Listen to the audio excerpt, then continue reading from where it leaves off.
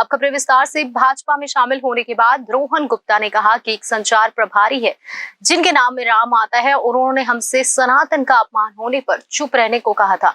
देश के नाम पर गठबंधन बनाया गया, लेकिन उसमें देश विरोधियों को शामिल किया गया है। लोकसभा चुनाव से पहले कांग्रेस को एक और बड़ा झटका लगा। कांग्रेस नेता रोहन गुप्ता भाजपा में शामिल हो गए। पिछले महीने 22 मार्च को रोहन गुप्ता ने पार्टी के संचार विभाग से जुड़े एक कांग्रेस नेता पर लगातार अपमान और चरित्र हनन का आरोप लगाते हुए पार्टी से इस्तीफा दिया था।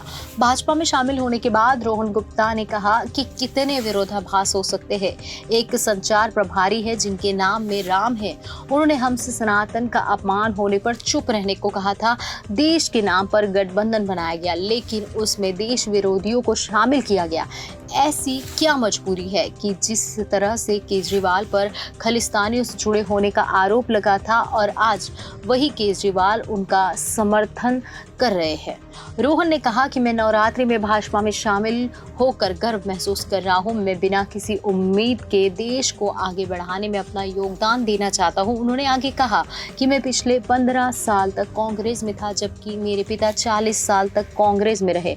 बिना किसी उम्मीद के हमारे परिवार ने कांग्रेस के लिए कार्य किया, लेकिन हमारा अपमान किया जा रहा है और स्वाभिमान को कुचल दिया जा रहा है, इसलिए मैंने कांग्रेस छोड़ने का फैसला लिया। बता दें कि 12 मार्च को घोषित कांग्रेस उम्मीदवारों की सूची में रोहन गुप्ता का भी नाम शामिल था, लेकिन उन्होंने अपनी उम्मीदवारी वापस ले ली। उन्होंने बताया कि उनके पिता की तबीयत ठीक नहीं चल रही थी, इस कारण वह चुनाव नहीं लड़ पाएंगे। हालांकि अब वह भाजपा में शामिल हो चुके हैं।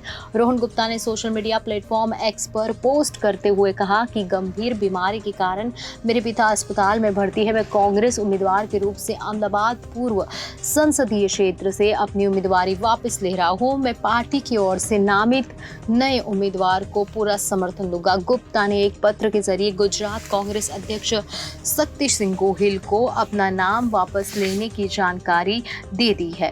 पोस्ट में उन्होंने आगे लिखा है वह अपने जीवन का एक और कठिन निर्णय लेने जा रहे हैं। उन्होंने बताया कि 15 साल तक कांग्रेस के साथ रहने के बाद अब पार्टी से इस्तीफा दे रहे हैं।